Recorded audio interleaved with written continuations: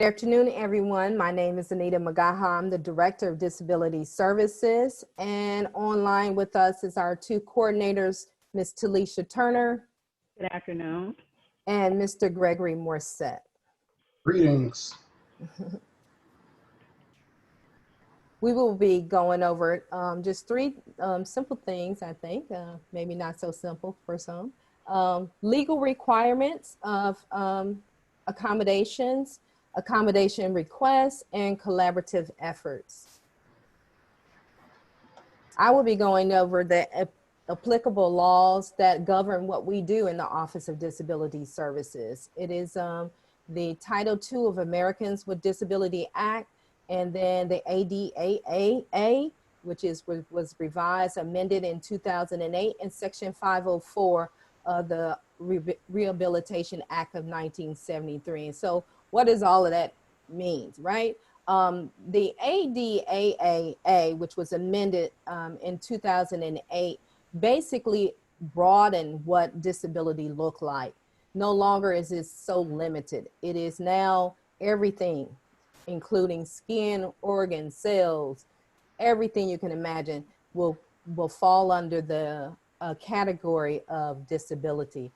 All you have to have is one major life activity that need to be substantially limited to be considered disabled. So Section 504 of the Rehabilitation Act basically deals with the schools. The federal law now says that if you, in 1973, that if you receive federal financial assistance, you must comply and not discriminate against anyone with a disability. Okay, so that's the main piece of that. And does 504 disability reads the same in terms of disability? Yes, it does. It takes from the ADA Act of 1990 and 2008 as it's amended of what is a person, how do you define a person with a disability, okay?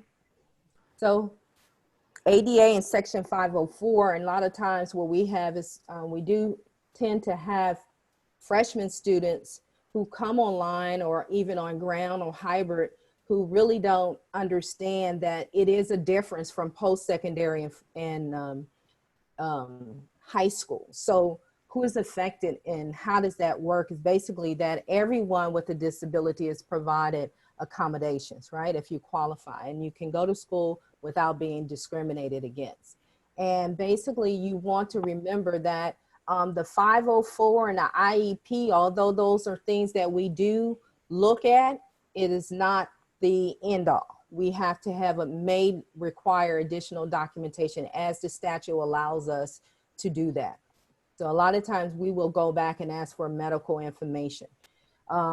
How accommodations are made, Ms. Talisha Turner will go over that a little bit more in terms of what we do in the office and getting a student in and receiving accommodations. But students must request the accommodation from our office in order to receive equal access to all educational programs, services, and even within the online environment. So everything that a student, a regular student wouldn't want to have, a student with a disability must have equal access to, okay? And who is responsible for those provisions of specialized equipment? In terms of hearing aids and things like that, in school, in secondary school, yes, they have to provide that. But with post-secondary, we do not personal items, right?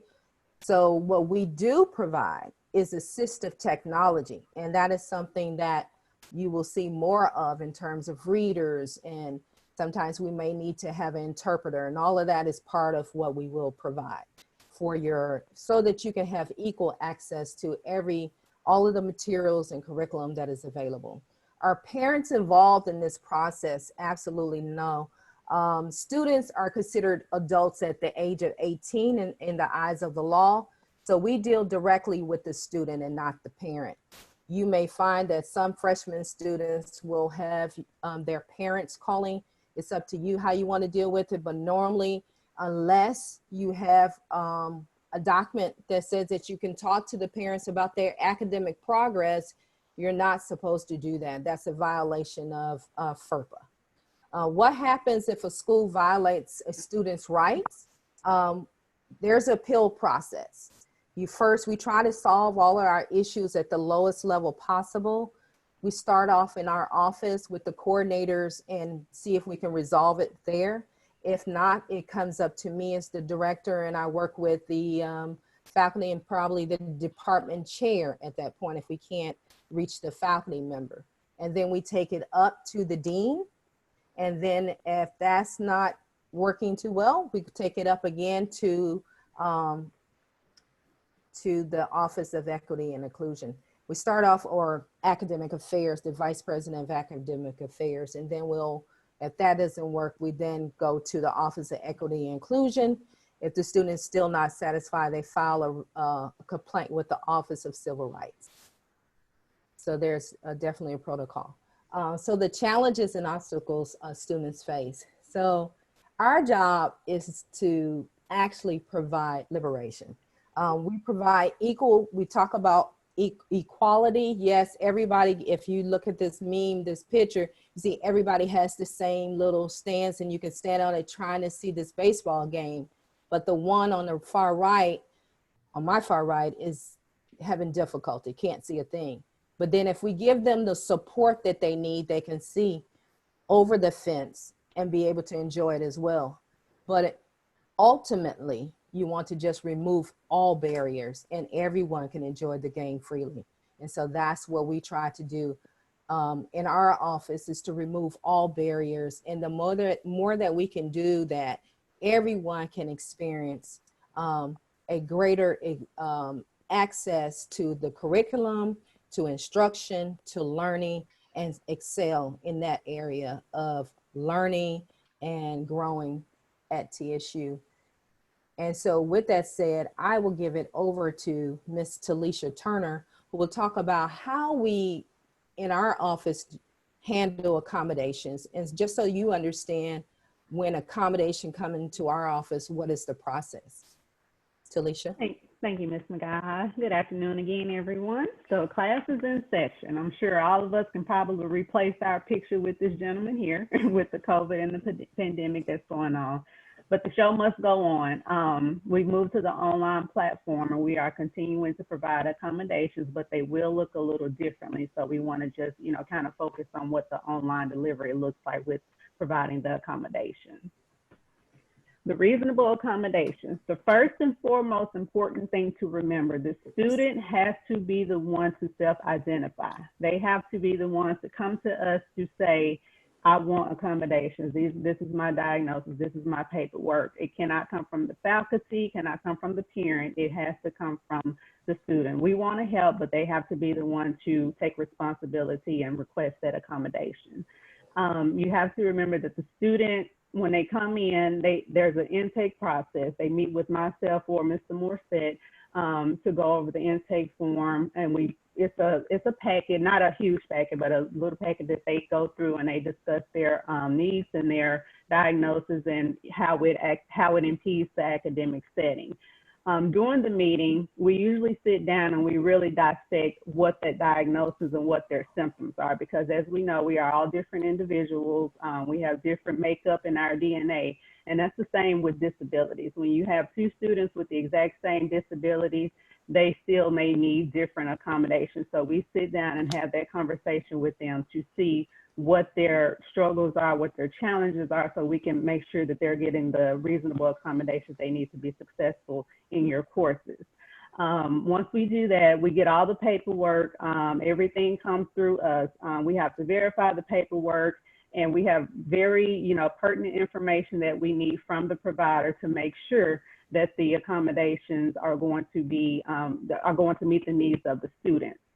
Once we receive what we have, everything in its entirety, we do not take partial packets. We want to make sure everything is in place. So once we get everything we have, we can go ahead and send that information out to you all. You'll get an email from us, from myself or Mr. Morset. It's an approval process. We go through everything and we take it to our director, Ms. McGuire, who will approve it. And then you will get an accommodation memo with us, and we also copy the student on that email so they will know that the accommodation memo went out and that it was received. On the next slide, we talk about the types of accommodations. This is a snippet of the accommodation memo that you will receive. I know most of you probably have already seen this, but for those who haven't, this is a snippet of what it would look like. The types of accommodations, of course, the accommodations will come with check marks, so you'll see which accommodations apply. Things to remember the accommodations. There will be an effective date, which is the start date. That's the date that is going to be approved from our office. Once, like I said on the previous slide, we get the documentation and everything in order. We give a start date, and that's when that accommodation memo reaches. The end date will also be the accommodation memo, which is usually the end of the semester. So the start date is not necessarily, can y'all hear me okay? The start date is not necessarily the beginning of the semester. It's when we get all the documentation and everything we need. So it's not retroactive. When you get that memo from us through email, that's the start date, and that's what we need to go by. So a lot of students will say, well, last semester I had this issue, or 3 years ago I had this issue, but we have to go by that effective start date. And the student has to be responsible for coming to us every semester to make sure that their accommodations are renewed, because of course the course has changed. Some of your most common accommodations that you will see with this online delivery in the testing area, you see time and a half, and that's giving them the extra time that they need on the testing. In class, you see tape recorded lectures. They may need additional time to, get those lectures recorded so that they can go back and review it at their leisure due to several, impairments that they may have. And another one could be the additional clarification of material. Sometimes students need the additional material versus what you're already giving the students as a whole, as a class. They may need additional classification of material. So we want to make sure that we give those accommodations and that is reasonable. And that looks different on campus because of course, food and beverage, you can't do that online. They can probably have access to their kitchen at any moment. But those are the most three that you will see with this online delivery. So the examples of auxiliary aids that are available, as you can see, they're listed here, but the most important will be the closed caption decoders. Of course, when you're delivering those online lectures, you have that closed caption at the bottom for your students who may be, who have hearing impaired or anything like that. It helps them to understand what's being said. The interpreters as well. We may have the interpreters that can come in and that will also decode those lectures that you're giving online. So it also gives them the extra support that they need. Another one will be the keyboards with the large buttons. That gives them the opportunity to have that access that they need, because even I have issues with sometimes with typing, but the keyboards with the large buttons, it give those students who need it that extra support that they need as well. One thing that I do want to highlight is that it's something that we offer to all TSU faculty and students. Some of us know about it, some of us don't, but this is definitely a good time to highlight it. It's Kurzweil 3000. It's an assistive learning technology that's offered free for all the students. They just have to go to My TSU, as you can see at the bottom, and they can register with everything. Kurzweil is a wonderful tool for anybody. I know you probably heard of the universal design of learning, so it can reach anybody. It helps with text to speech. If you have students who have dyslexia or have trouble reading in other areas, you can upload a book or if in PDF form, you can upload that book to Kurzweil, and you can select the speech, and it will actually read that book out to the student. That's one of the great features of Kurzweil. Another one, you can also, am I muted? I hear you. Okay, say it a That was bit my better. fault, Miss Turner. That's okay. I was trying to clean up some stuff and I turned you off by mistake. I'm That's so okay. So some of the benefits that we see with Kurzweil, it helps the students to read faster. It's available in different languages. It helps our, international students. So there's a lot that you can do with Kurzweil, so much more that I can, condense into this slideshow, but I definitely wanted to highlight that. And we can definitely, if you have any other questions, Kurzweil is kind of my baby, so I can help with any additional information. But I do want to make sure that everyone knows that Kurzweil is available. It can help you write effectively with testing, anything like that. It has a lot of features.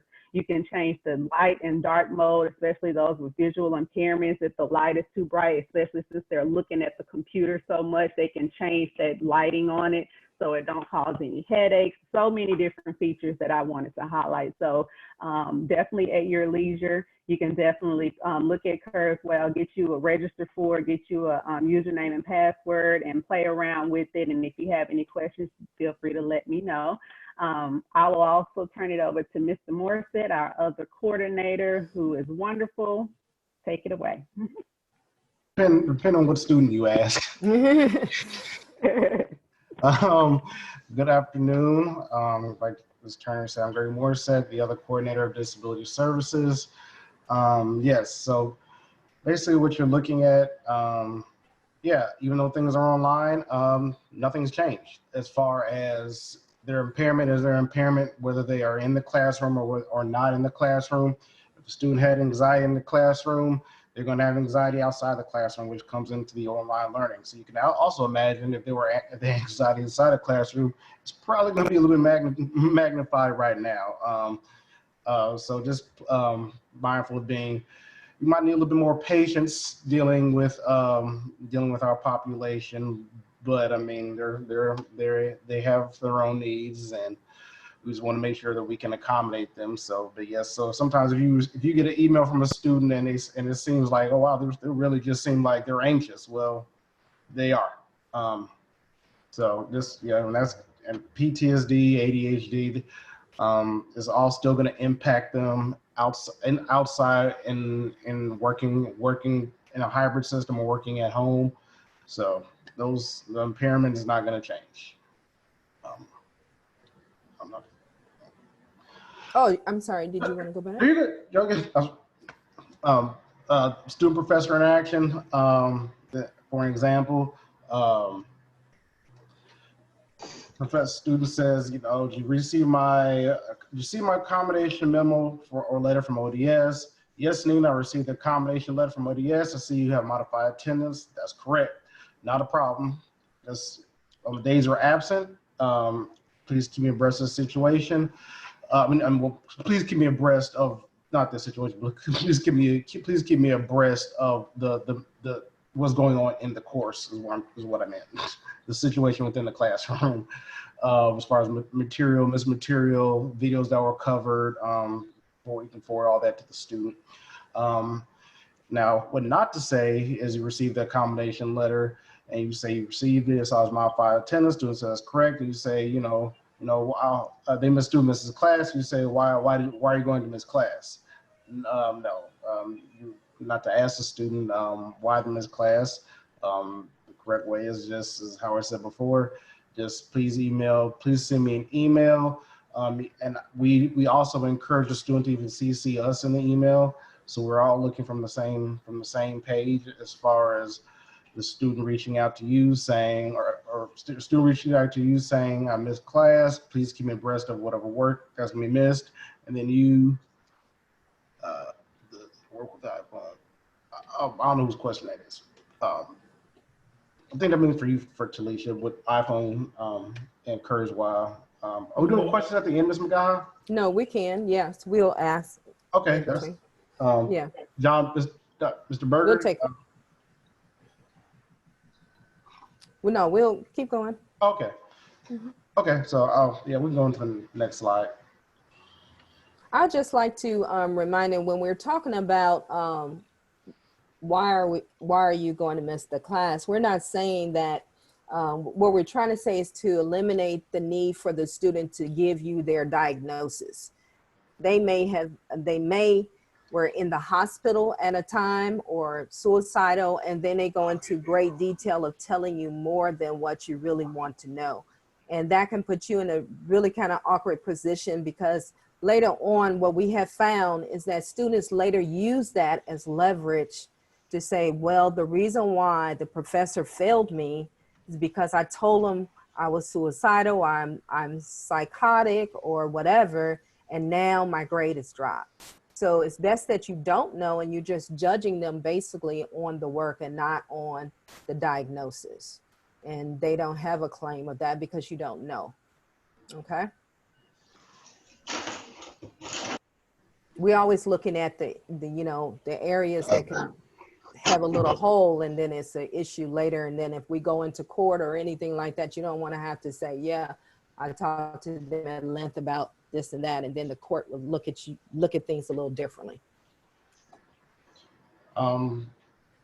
If you ever get have a curiosity about an accommodation letter or how it's going to apply to your course, especially now that things are are online or going to be a hybrid or whatnot, we absolutely reach out to us.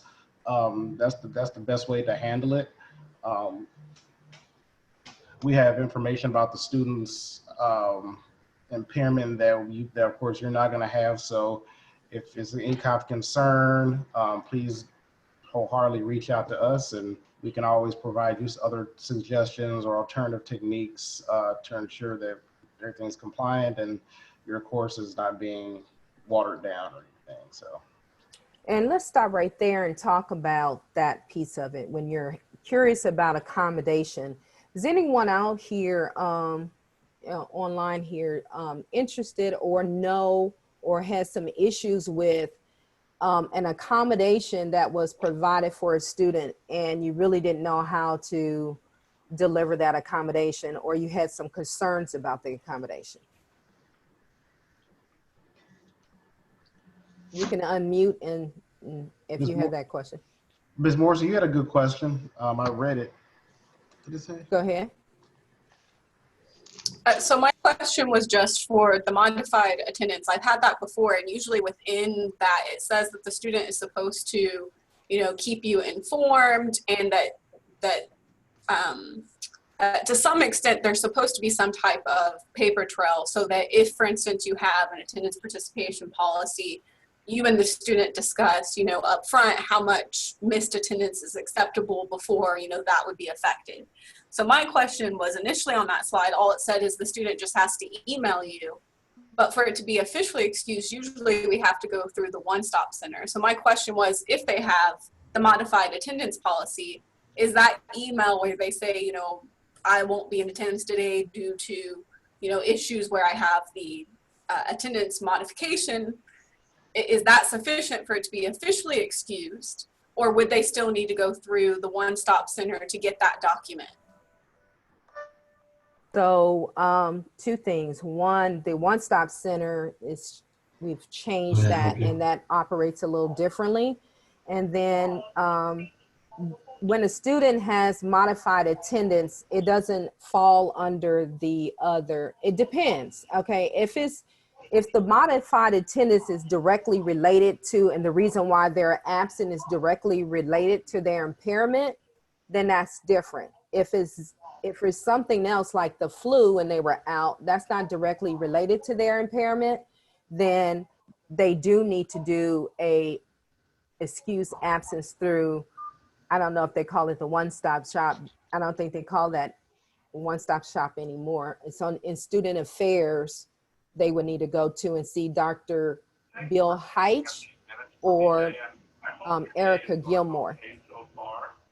Yeah, so my question was, how do we know that distinction? Because I remember on the accommodation, it said something to some extent that students are supposed to keep you informed and provide some type of, I don't know the exact word to use, right. But they can't just say, I'm going to be absent today.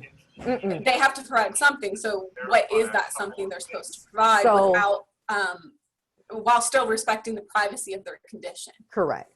So the accommodation, I believe the modified attendance memo, you're at the onset, you should discuss what that modification looks like in your classroom. So online, or and I guess if you're hybrid, if you have a hybrid class and you mandate that they have to meet on the 2 days of the hybrid, or if you have to log in so many times on being on video with the class or anything like that, then that modified attendance would come into play. At the very bottom of it, it tells the student that they must coordinate with the professor and talk about what that looks like for the classroom, because that may look different for each course. Some professors actually do not mind about attendance. They don't grade attendance. So that's different. You know what I'm saying? And then at the bottom of it, it has, when you read the memo, it tells you, it gives you instructions about how, a suggestion of how you should look at your course in a percentage wise in terms of the modified attendance. And if a student later, and I think the reason why we're saying that you need an email, they need an email, is because that's your proof, that's your documentation for them. They would need to email you whatever your agreement is. They don't need to tell you what it is, but your agreement would be, okay, you're going to have, I agree to whatever that modification looks like. You can miss up to this percentage of my class and still be able to pass. And if you're going to miss my class, I need you to just email me and let me know you're missing my class. And you need to also check in about what was missed in order to get your assignment or whatever it is that you're doing. Because we don't know, we try to not get into the curriculum because our piece is just simply accommodation. We don't want to get into telling you about your class and how that operates. We only want to say that the student must be provided the access and the accommodation needed, the reasonable accommodation needed. I hope that answered your question. And if it is, like if it's something like a student says, this is part of my modified attendance, then that's that. That's for, and if you still concerned afterwards, like they never logged in, you haven't seen them anymore after they received the modified attendance, then we will definitely call us and let us know. And then we'll reach out to the student and talk to the student, because we know exactly what the impairment is. And it may be that they're trying to, wiggle out of doing the work or something. I don't know. We don't know. So we just need to, that's why we say that we work together collaboratively. And if we had this conversation, we will know from your perspective as well as from the student perspective of what's going on. So then in brief, that student sending that email and copying disability services is sufficient if an instructor, for instance, had a attendance participation policy to count that as excused for that particular student. Right, and depending on what your percentage is, right? Okay. If they exceeded that, then you have the right to say, hey, and you can email us or the coordinator and say, hey, they have exceeded the time. They have not logged in, or just the percentages beyond that percentage, and we need to have a different conversation because the student, I don't know what your grading policy would be. Maybe it's a lettered grade down, or I don't know what that would be. What would that look like? So, but you could, I think it's best to always reach out to us so that we all on the same page and singing from the same music. Definitely have the conversation with the student, like Ms. McGowan said, because not all some of you guys teach or have courses just once a week, so it could look different drastically from a course that meets twice a week as far as percentage wise goes. But thank you for your question, though. That's a good question. Oh, and the other question Ms. Turner answered on here, you should never get, we haven't done hand accommodation letters out in years. You'll always have an email from either Ms. Turner or myself, who are the two coordinators, and dealing with those issues. When you get that, whoever you get the response from, that's that person's coordinator. That's the one who's working with that student throughout their matriculation at TSU.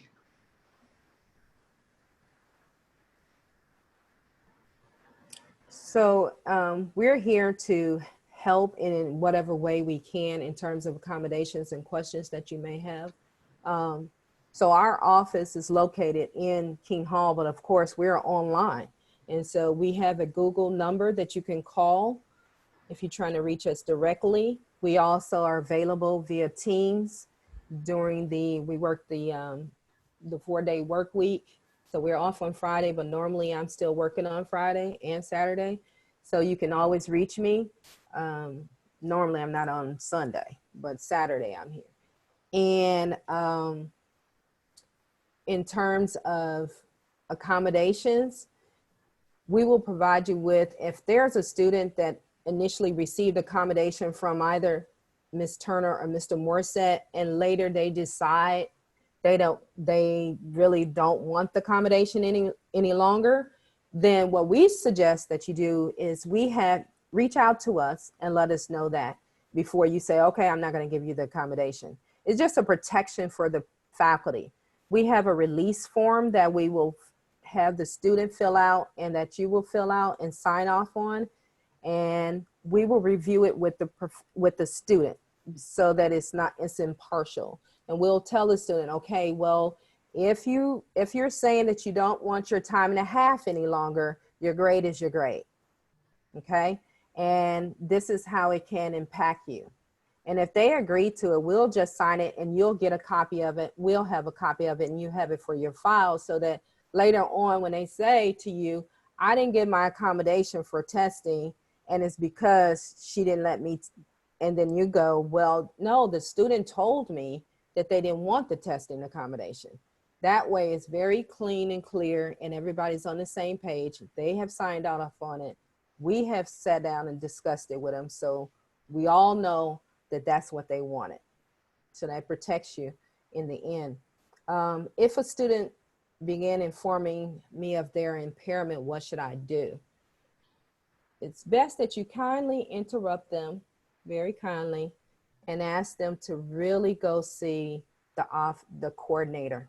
Contact the Office of Disability Services. They can help you further, and I'm sure they can provide you with the accommodations you need. As much as you can, try to remove yourself from that situation so that you don't get too much information that later can turn into something else.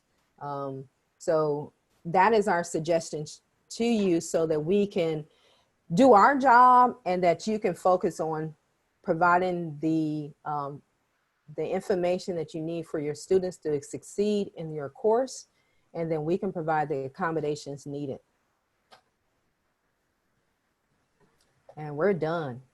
We thank you so much. Now, one thing we want to do is just let you know that we're always here for anyone that has questions about accommodations. We are in a new platform. We have a student that we have blind students, we have deaf students. So we have a lot of various different things going on. We had students who, just was thrust into the online format, and it was very difficult for them. So the Office of Disability Services called each one of our students that received accommodation and asked them how they were doing and what can we do to support them if they needed any additional resources. And that's what we're here to do, to help them succeed in their courses with you guys. And if you have any questions for us, we'll be glad to answer that. We do want to ask you a couple of things. When a student provides you with, when a student sends you an email and let you know that they need accommodation, what is some of the things that you had to deal with in terms of that accommodation for you? What were the challenges? Did you have any challenges with the accommodation piece?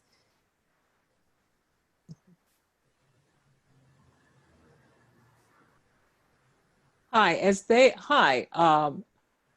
is Robbie Melton. Mm-hmm. As they are noting in the chat some questions on behalf of the faculty members, and I'm going to just take it from moving from on ground to online. Mm-hmm.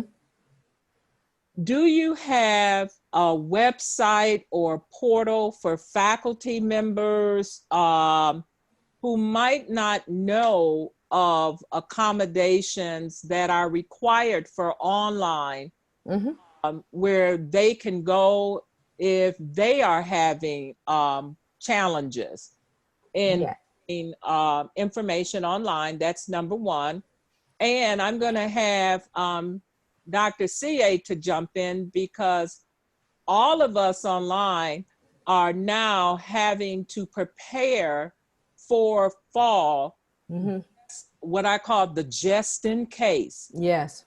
So in the just in case, as we are transitioning, are there items that faculty members need to include, need to be mindful of Mm-hmm. as they are moving content online as well as teaching online?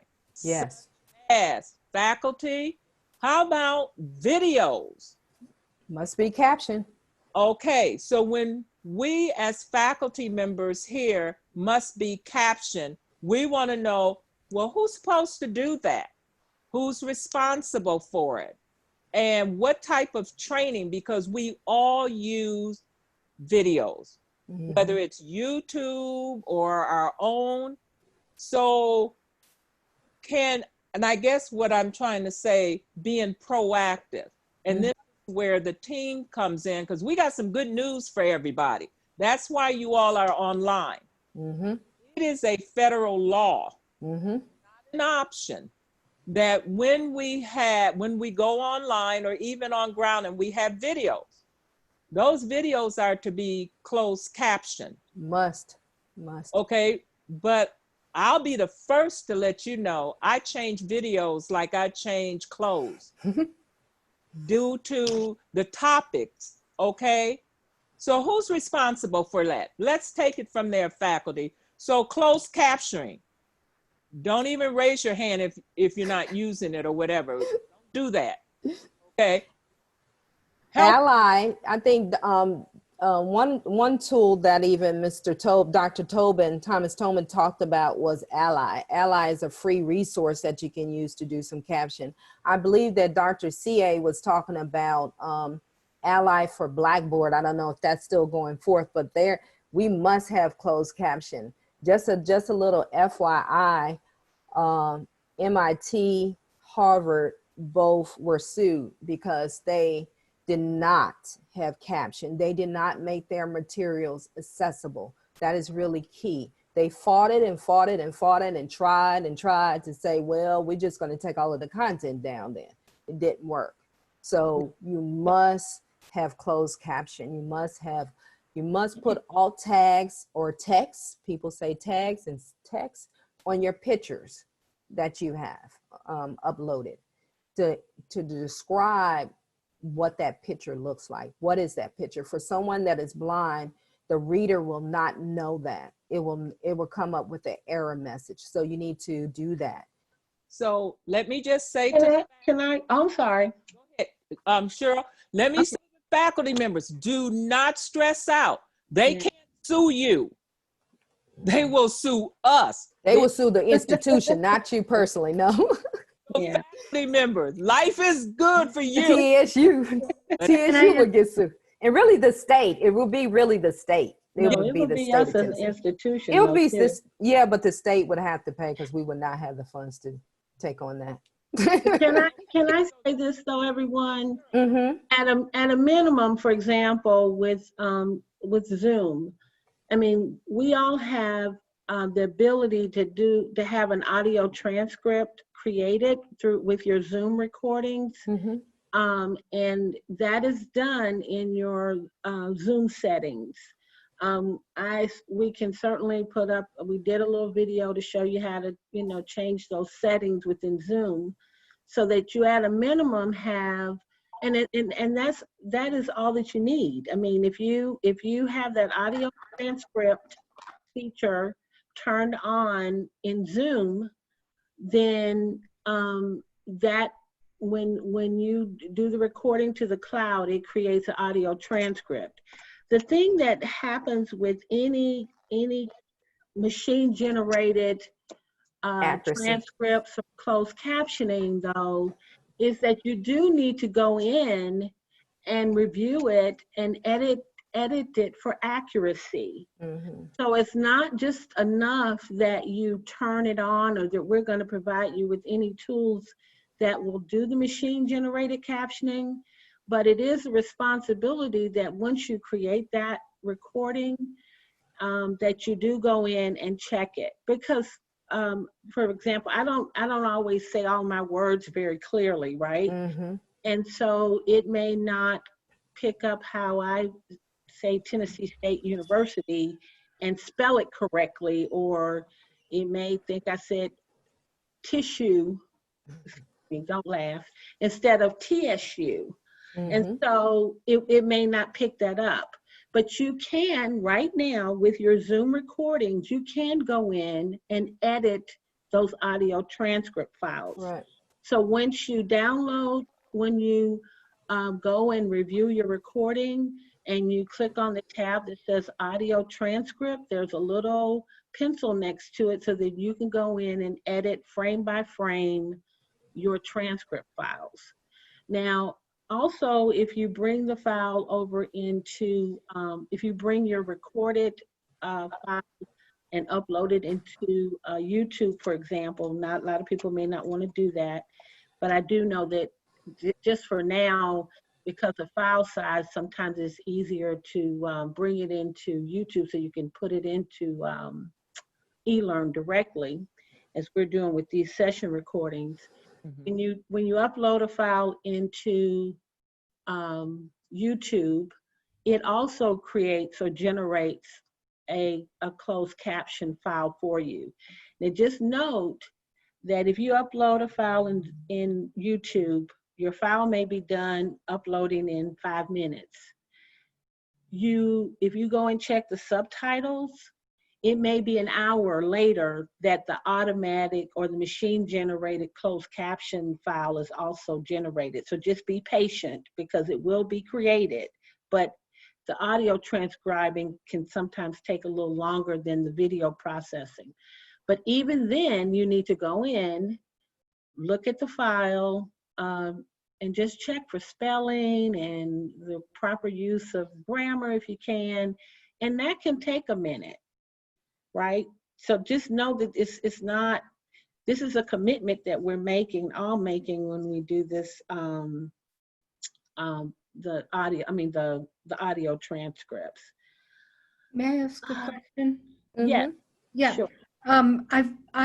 This is Mary. I've been doing, I have a course that has involved 4 field trips a term and some movies. And the original struggle was that when we weren't able to do the field trips anymore, then fine, we've just got some, some video clips and some more video clips and some movies. So far, the closed captioning is not an issue. That it's already done and I just have to activate it. Being able to show them on Zoom is an issue, and that's been a big struggle. But as we're talking today, I realized that there's a question I didn't even think about, which was back in the days when we weren't doing online stuff and it was in person. We were going on field trips, which may not have been available to people who are hearing impaired. Mm-hmm. It hasn't happened yet, but what are we supposed to do when that's an integral part of the class? And there's no easy way to know what people are going to say.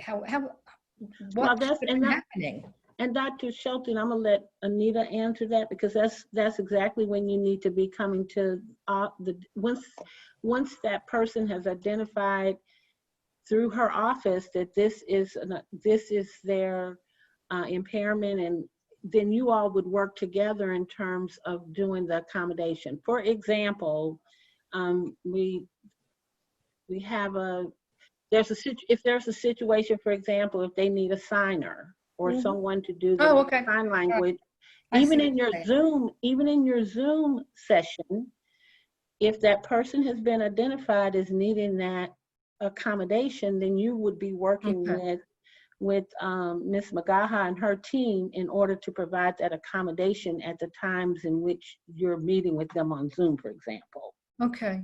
And so that makes a lot of sense. The original question about how can I get, if I have recent I've been showing because they were my property, and they're not showing over Zoom because they have copyright blocking.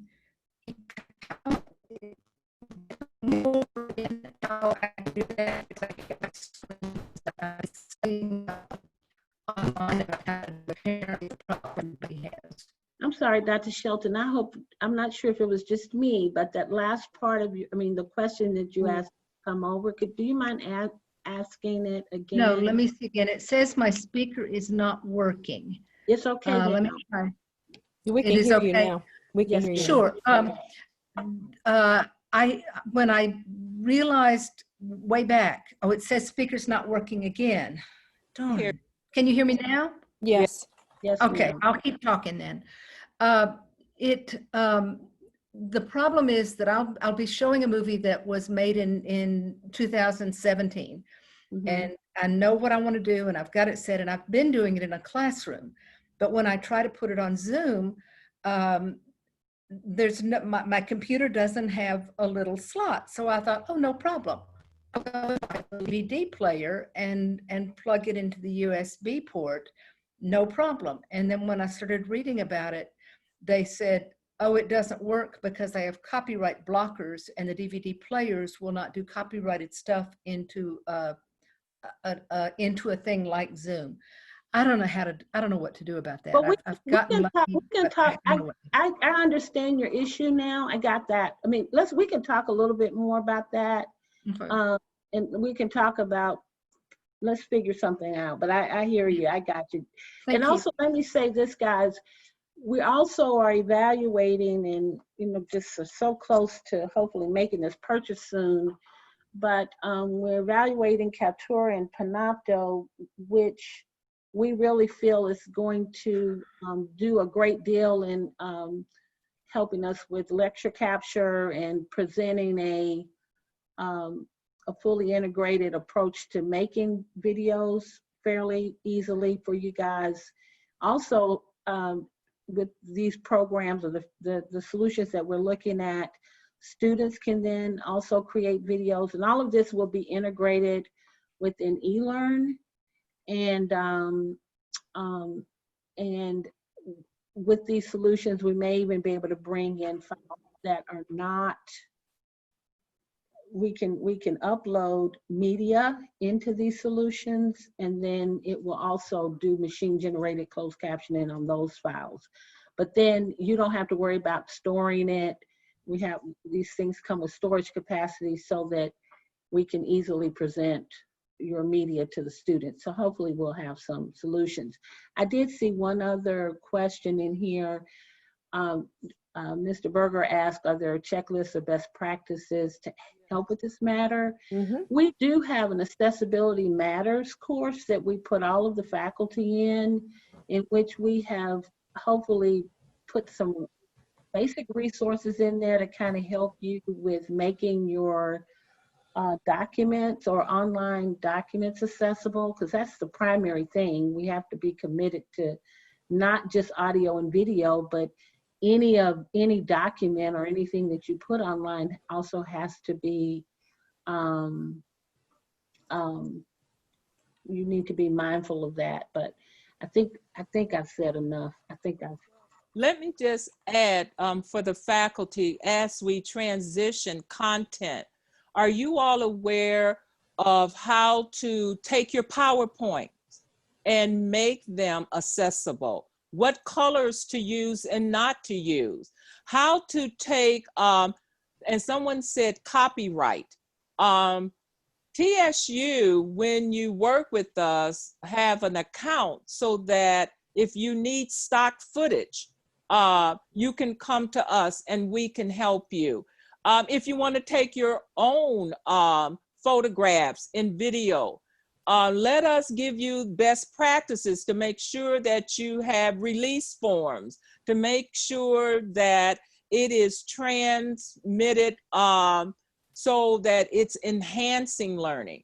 Also coming up, how do you engage these students online that might have an attention span of 3 minutes? ADHD. Mm-hmm. And that's all of us, because Mm-hmm. Zoom is over 45 minutes. You know what we do? We smile, but we're typing, we're emailing, We're doing we're multitasking. Can your brain handle multitasking? So these are the types of workshops that we're bringing beyond the tools. We are bringing people who've been in this a long time. Have you ever had an online virtual fight in your classroom? Have you ever? Bullying. Oh yeah, trust me. How do you have that full integration where people don't even mind coming? They want to Zoom with you. These are the up and coming workshops to make it easy for you to transition online when it is appropriate. Now, there's two things I just want to share with you, and I'm mindful of the time. And Deborah Burris, I see your hand raised. Did we answer your question? If not, I'm going to have you to jump in. Everyone, let me just share this with you again. We are fighting a virus that every day we don't know if we're up or down. So our philosophy is to be ready for whatever. So if your course is not suited for online, please know we're not pushing you. We're just asking that you have a contingency plan so that we can at least kind of hold it together for the fall, or it might be we might not can offer it if it's truly where you have, like some of the clinicals we had to postpone. But remember, we're not advocating for everything to be online. We're just trying to get ready because we don't know. However, there are people who have been doing this a long time, and we want to come back to you with data. Can you learn online? What's the best practices? How do you engage? How do you, can you cheat online? Oh, Yes. okay. And I have a whole list of how you can cheat online. But faculty members, this is an opportunity for all of us to learn and grow, especially with the technology. We will be bringing you artificial intelligence. We will be bringing you emerging technology, open education resources, and the best of all, we will be bringing you help.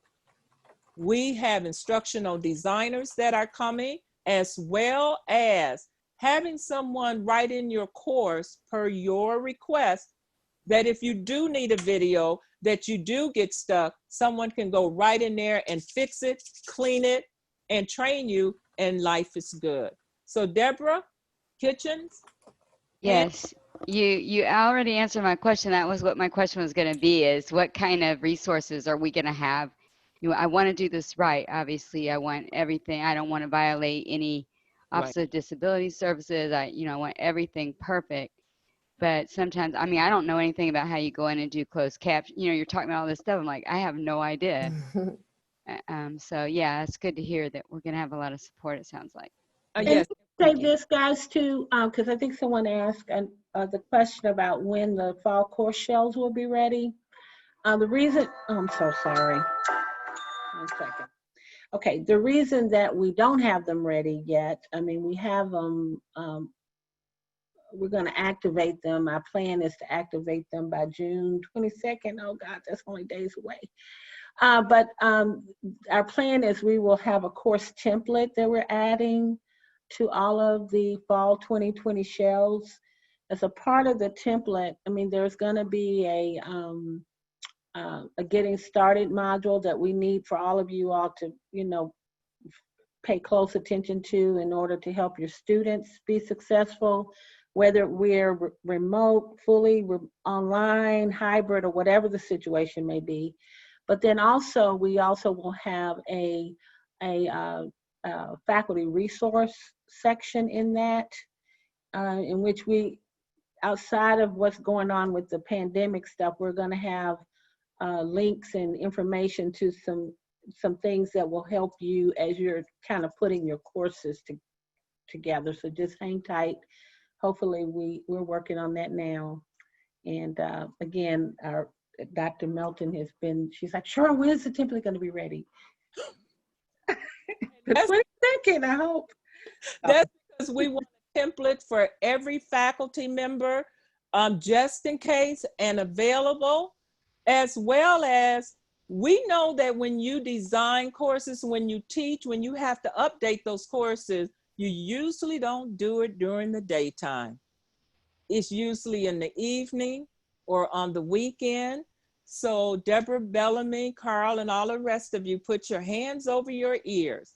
Part of our plan when we bring on additional resource is to have someone available over the weekend, because that's when faculty members develop and create those courses. And when you have a question, we want you all to call, type, or whatever, and not have to wait 2 and 3 days. We know what we all against, but boy, do we got some tools for you. And one tool coming up, just like with this Zoom, would it not be nice if you could take your Zoom recordings and add in your assessment? In other words, just like we're recording this, would it not be nice if you can take that recording and at any place in that recording, add in multiple choice questions, open, whatever, with not enhanced learning? Yes. That's what we have coming to you all. And that's just with the Zoom. So again, it is close to 3 o'clock. And we try to keep these short. We try to keep these updated to let you know we're going to present on virtual labs. Will this take the place of a real lab? Absolutely not. However, it's a Band-Aid in between of just in case. So with that, if you would leave your name again, if you have not, and questions, and let us know what you need. Again, we're bringing in instructional designers. We know we only have 7 weeks to launch. 7 weeks. And that's why you see us around the clock. But please share with the other colleagues. We are here as a support, not to push, not to say everything must be online, but we have to be ready. We have to be ready. And question. Dear everyone, before your next question, please make sure you log into eLearn and go to the assessment for this session so that you can earn your passport stamp. Oh, okay. Yes. Hey, Dr. Matthews. Yes, Hi, Dr. Matthews. that was my question. That was, where do we, Yes, if you go into eLearn, you can either access the assessment under the assessments link on the top nav bar, okay, or there is a link to the assessment in under module 7, okay, and it will take you right there. all right. And again, we will also have personalized Zoom sessions for you. In other words, Dr. Matthews, if you Yes, ma'am. need for someone to sit with you as you are bringing your content over or creating, or let's say you have something you would like to try, we are trying to work it out where we have a one-on-one with you to help you create what you need and to see the possibilities of being online during this time. Okay. All right. Life is good, everyone. And just know we're trying. Thank you all. We're trying. All right. Thank you, Ms. Thank you. Magaha and the TSU Disability Services team. Thank We you. appreciate you And all if you very need much. anything from us, we're available. You can go to our website at tennstate.edu disability services. And just did you know in Zoom you can make yourself look good? Did you know there's a setting in Zoom right now that you can go in and it will say enhance my appearance, and you click on it and whoa, do you look good? And that's the truth. Take care, everyone, and there's more to come.